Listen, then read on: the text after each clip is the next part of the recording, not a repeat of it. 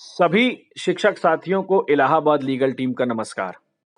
साथियों, एक ऐसी शिक्षक भर्ती जिसका संघर्ष बेसिक शिक्षा विभाग के इतिहास में सबसे लंबा रहा हो और वो भर्ती है 29,334 गणित विज्ञान सहायक अध्यापक भर्ती, जिसका संघर्ष अब खत्म होने वाला है।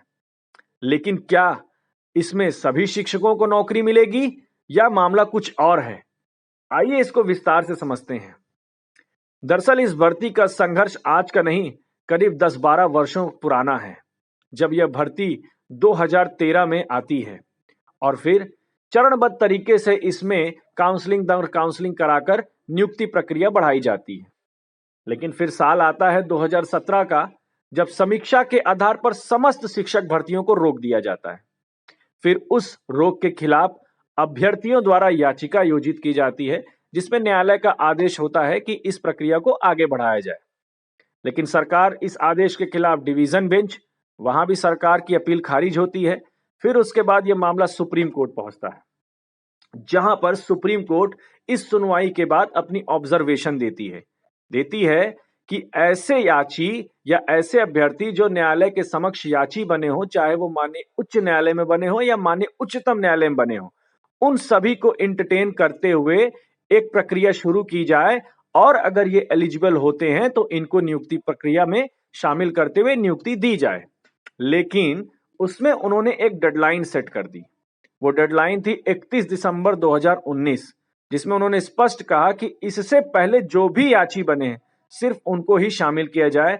अब अगर कोई आता है या इसके बाद का कोई होगा तो उसको शामिल नहीं किया जाएगा, इस पे स्पष्ट कह दिया। और साथ ही ना वो एरियर और सीनियरिटी यानी कि प्रमोशन की बात भी कहेंगे। लेकिन मामला फंसता है कि इन याचियों में किसको नियुक्ति दी जाए।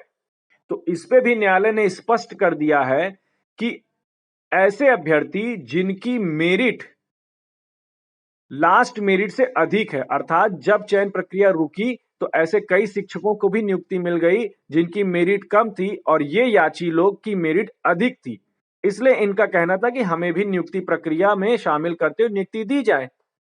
कोर्ट ने इसको स्वीकारा कि अगर इनकी हाई मेरिट है तो इनको नियुक्ति दी जानी चाहिए। यानी कि अब सीटों के आधार पर निर्धारित होगा कि अगर सीट होंगी ज्यादा तब तो सबका हो जाएगा, और अगर सीट कम होंगी तो मामला फंसेगा, क्योंकि अभी तो सिर्फ 1700 सीटों का ही ब्यौरा आया है। हो सकता है सूत्रों के हवालों से जानकारी की सीटों की संख्या बढ़ सकती है, लेकिन जब तक कि स्पष्ट परिषद के द्वारा से कोई जानकारी न दी जाए, ये माना नहीं जा सकता कि सीट बढ़ रही है कि नहीं बढ़ रही है। तो जो हाई मेरिट में होगा उसी को नियुक्ति मिलेगी। अब आप इसको पॉइंट नंबर 5 और 6 के सर्कुलर से समझ सकते हैं कि राज्य स्तर पर गुणांक यानी मेरिट का प्रकाशन, मतलब जो लोवेस्ट कट ऑफ गई थी जिसपे लोगों का हुआ था, उसके बाद जितने भी सीनियर लोग हैं उनकी एक क्रमवार सूची बनाई जाएगी अकॉर्डिंग टू मार्क्स या मेरिट। और अगर सीट कम रही तो स्वाभाविक सी बात है कुछ लोगों का छंटना शामिल है।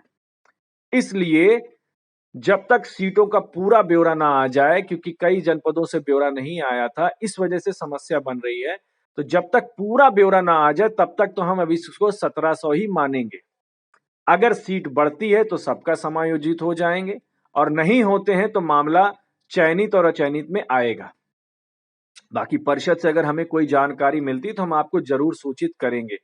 बहुत बहुत धन्यवाद।